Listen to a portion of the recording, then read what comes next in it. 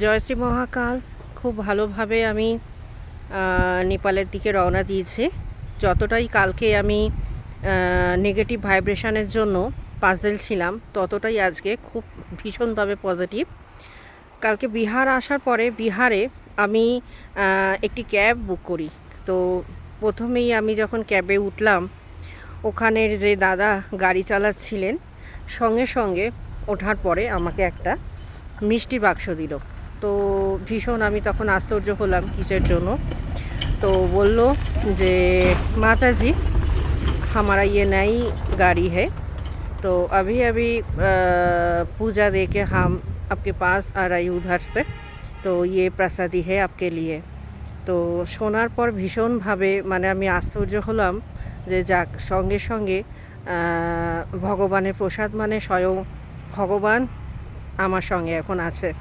তো ভগবান সবসময়তেই থাকে আমার সঙ্গে, কিন্তু কালকে ভীষণভাবে আমি পাজল ছিলাম একটু নেগেটিভ ভাইব্রেশনের জন্য কিছুক্ষণের জন্য, কিন্তু আজকে আমি ততটাই পজিটিভ।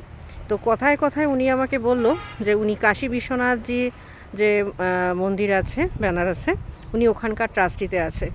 আর স্পেশালি দোল আসছে, দোলে যে মণিকর্ণিকা ঘাটে যে ওখানে চিতাভস্ম দিয়ে যে দোল খেলা হয়, সেখানে আমাদেরকে উপস্থিত থাকার জন্য ভীষণভাবে আমাদেরকে আমন্ত্রিত করে উনি।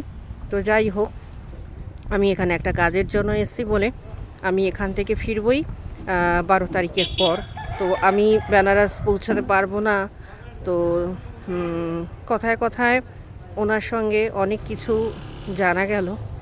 আরেকটা জিনিস যেটা মানে আমি জানতে পারলাম, আগেও আমি জেনেছিলাম, কিন্তু ওনার মুখ থেকে আরও ভালোভাবে যেটা জানতে পারলাম যে বিহার শব্দের অর্থ হচ্ছে আনন্দ ভ্রমণ। একটা সময় বৌদ্ধ ভিক্ষুকরা এই বিহারে নিজেদের আবাস তৈরি করেছিল।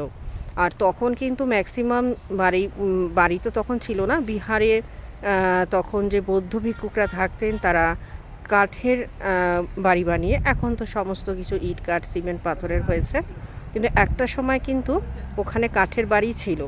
আর ঠিক বিহারের উত্তর দিক হচ্ছে নেপাল, আর দক্ষিণ দিক হচ্ছে ঝাড়খণ্ড।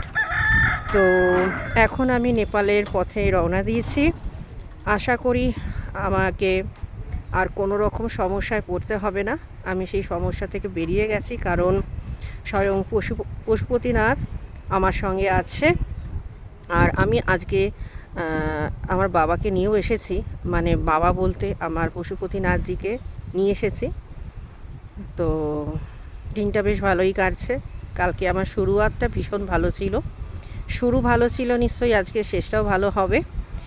প্রায় পৌঁছে গেছি নেপাল, আর কিছুক্ষণের মধ্যে আমি কাঠমান্ডু ঢুকবো এবং গিয়েই আমি আগে ওখানে বাবার দর্শনে যাব। পরবর্তী আপডেট আমি দিতে থাকবো। সকলে ভালো থাকবেন, সকলে ভীষণ পজিটিভ মাইন্ডে থাকবেন, কারণ আমি আজকে ভীষণভাবে পজিটিভ ভাইব্রেশনে রয়েছি।